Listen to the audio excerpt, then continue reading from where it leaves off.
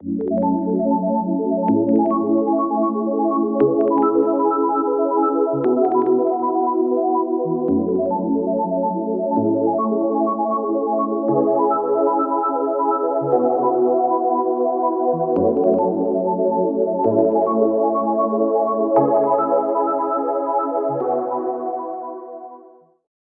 does the future of education look like?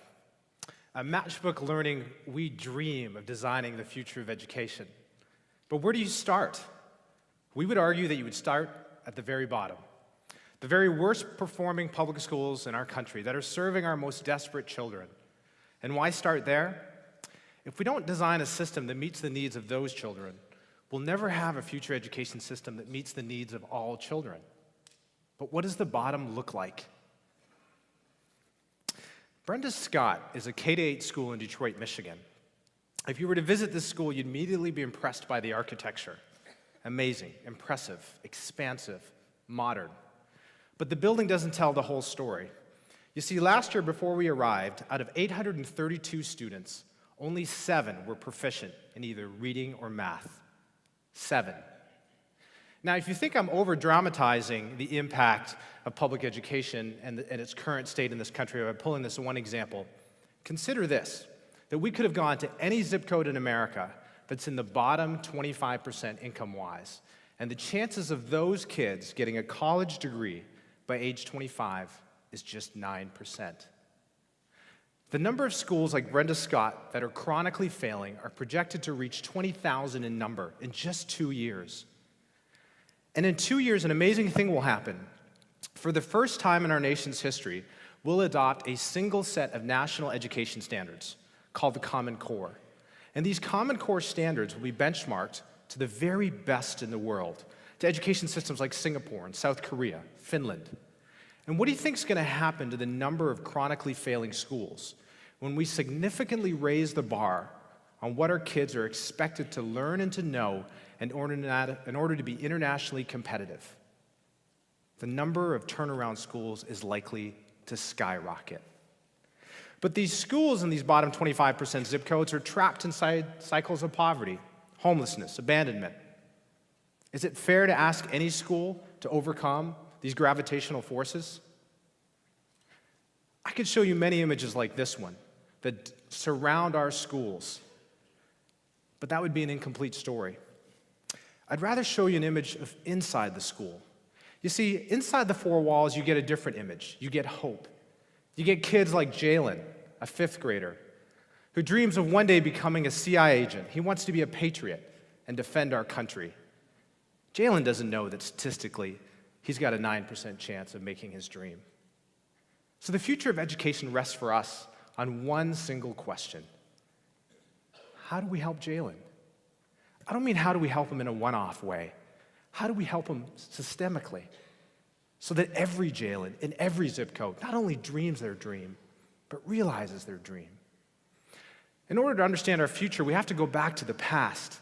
The picture on the left is a 1913 classroom. The picture on the right is a 2013 classroom. Side by side, there's a 100-year difference between these two pictures, and yet, very little else differs. In both pictures, students are grouped by age. They sit in rows. A teacher lectures them through a printed curriculum, moving them at the same pace, sequence, and learning style. I dare you to find another industry that has changed so little in 100 years. In fact, we know in the last 10 years alone, technology has completely disrupted entire industries with companies like Google and Facebook. They're leveraging technology to transform industries. So what about technology transforming education? Well, there's been some. Obviously, smart boards have replaced chalkboards. We have computers and computer labs. But if we're honest, it really hasn't transformed teaching and learning. And the minute we push this conversation a little bit further about how technology could play a role in the classroom, parents and policymakers alike become concerned that we're creating too disconnected of a system. We don't want robots teaching our kids. We don't want our kids becoming robots. And so we're wrestling with this question. What about great teaching? Well, there's a lot of debate around how to fix public education. One thing that isn't debatable, that the research undeniably supports, is the impact of quality education, quality teaching. The single most important determinant of your child's academic success isn't technology, isn't poverty or economic or family background. It's the quality of the teacher that stands in front of him or her. Think about that. Quality teaching trumps poverty. Benjamin Bloom, a researcher, 30 years ago did some amazing research that actually provides us a clue, a window on what the future of education could look like. He studied a group of elementary students that were being taught in a conventional class, one teacher, 30 kids. At the end of the unit, they were assessed, and not surprising, there was a bell curve of performance on that assessment. He ran a second experiment, this time, similar students, same content, but and still one teacher to 30 students. But now, instead of just doing an assessment at the end, they did assessments throughout as the material was being taught to see if the kids had mastered what they had learned. If they did, they moved forward. If they didn't, they'd repeat. Under this mastery-based approach, these students outperformed their conventionally taught peers by an entire standard deviation. He ran the experiment a third time. And this time, what he did was, in addition to this mastery-based approach of frequent assessments, he gave every student their individual tutor, a college student. And in this one-to-one mastery-based environment, these students outperformed their conventionally taught peers by 2 standard deviations. Now think about what Bloom stumbled upon. By simply changing the delivery of instruction to be more of a one-to-one mastery-based environment, 96% of those students outperformed their conventionally taught students. Bloom's solution is elegant, simple, it's beautiful. But unfortunately for us, it's not scalable. We can't give every student their own teacher. We couldn't financially afford it, and even if we could, where would we find the teachers? So we come back to this question, what should we do for JALEN? On the one hand, you have technology transforming entire industries, and yet there's obvious constraints and challenges around how we do that in education. On the other hand, you have this compelling research that says the impact of a teacher on a child's learning, and yet there's constraints and challenges around how we scale great teaching. Maybe the answer isn't either technology or great teaching. Maybe it's a both and, that intersection, the blend of great technology and great teaching, or what we would call a blended model of school. You see, in a traditional classroom, we start the year in September. Let's say it's a 4th grade class, and we move that class through in a linear fashion through a 4th grade curriculum, assess them at the end of the year, assuming that they have mastered that 4th grade material in a linear fashion and are ready to go on to the 5th grade. But if we assess those kids at the beginning of the year in September, in JALEN school, we would find, and many schools like it, these kids aren't ready for the 4th grade. They're 1 or 2 or multiple years behind. And if all we do is move them through a 4th grade curriculum, we'll find at the end of the year, they're not ready to advance. So rather than optimize this broken system, we decided to blow it up. Metaphorically speaking. We went into JALEN school, and we created every classroom to be a blended classroom, and here's a picture of that. Every student has their own individual learning path. Let me deconstruct this classroom for you. In the classroom, there are 4 distinct groups. Along the far left of the classroom are a group of students that are working individually on their computers. They could be listening to an online lecture, doing a game-based problem, reading a narrative. There's a group at the back that are working intensively with the teacher. The teacher's giving direct instruction from him or her. This is a group that may be behind the curve. There's a group in the middle that has gone through the first 2 groups and are now applying what they've learned, demonstrating mastery. They could be doing group work or project work, writing an essay, doing a scientific experiment. And finally, there's a 4th group along the far wall that are now online assessing what they just learned in those different rotation groups to confirm that they in fact learned it, but also to extend their learning curve to figure out now what do they do next. You can see how this model would be great for students. Different modes of instruction, meeting them where they are, different pacing. But how does a teacher begin to teach in this environment? In the old way, they knew what they were going to teach on Monday, they knew what they were going to teach on Tuesday. Now you've got kids at different paces, taking assessments at different times, each with their own individual learning path and learning style. At Matchbook Learning, we do 3 things with these teachers to not only enable them to teach in a blended classroom, but to thrive in it. First, we give them real-time data on each student.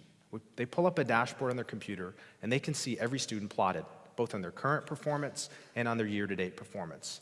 Now, we obviously want to optimize both of those axes, but the reality is kids accelerate and decelerate their learning at different times, get stuck and unstuck at different points in the curriculum. And so what we do with this data is we can see trends. And on that real-time data, we give them real-time feedback. What instructional strategies are working well with which groups? Which kids are working well with what instructional strategies? And then the third thing we do is we sit down with these teachers one-on-one every 2 weeks, and we ask them a series of questions that actually they're best able to answer, not the technology. Are the students engaged in their learning? What are you observing? What's evidence of that they're mastering what they're learning? What's their work product look like? And finally, based on the data, what will you do next? How will you regroup the students over the next 2 weeks? What new strategies you will use? What existing strategies will you tweak? This enables them to prototype rapidly. Real-time data, rapid feedback, constant prototyping. These three things have enabled other industries to completely transform themselves.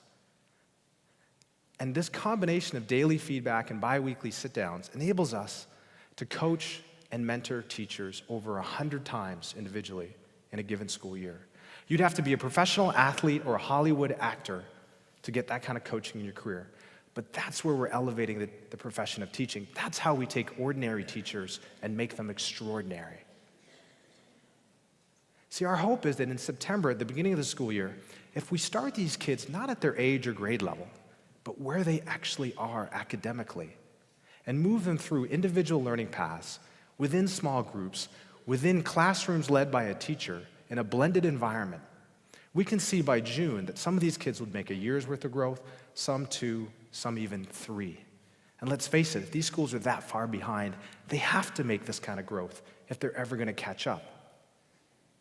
But can it really work? Well, in JALEN school in our first year last year, we took assessment at the beginning of the year and at the end of the year and compared the 2 points to figure out what their growth was during that year. And what we found was 74% of those kids in reading and 83% of those kids in math made a gain of at least 10% or more. That's statistically significant because 10% represents at least a year's worth of learning within a single year. And then we looked at the data a little bit further on these kids. And what we found of those kids was 38% of those kids made a gain between 10 and 20%. 33% made a gain between 20 and 30%. And get this, 29% made a gain of greater than 30%. That's more than 3 years worth of learning in a single year.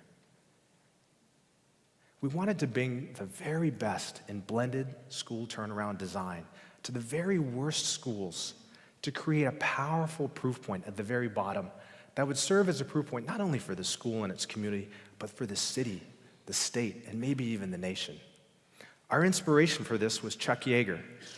Chuck Yeager is a 1947 U.S. Air Force pilot. He was the first ever pilot to fly faster than the speed of sound.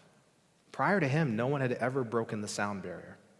Chuck didn't have a faster plane or better technology or even better training. He had a belief, a conviction, that what everybody else said was impossible, he believed was possible. And his proof point was so powerful that after he did that, a generation of pilots after him attempted the same and succeeded because they then knew that it wasn't impossible. So much so that today, the sound barrier really isn't a barrier. It's routinely broken. What would happen within this unending sea of chronically failing schools, or turnaround schools as they're deemed? That within this sea of turnaround schools, we could create a few powerful proof points at the very bottom, those worst performing schools, and take these schools that are at the very bottom and in a 4 to 5 year period, enable them to become the very top with those same kids. We believe that those proof points can become tipping points that can reverse the trajectory of underperforming schools across the nation, but not just show a way to transform underperforming schools, but actually show a way to transform all schools and design a future of education that we all can be part of. It starts and ends with JALEN. You see, we believe that JALEN not only deserves to dream his dream, he deserves to realize his dream. And when we help JALEN realize his dream, he and his peers will help realize ours as a nation. Thank you.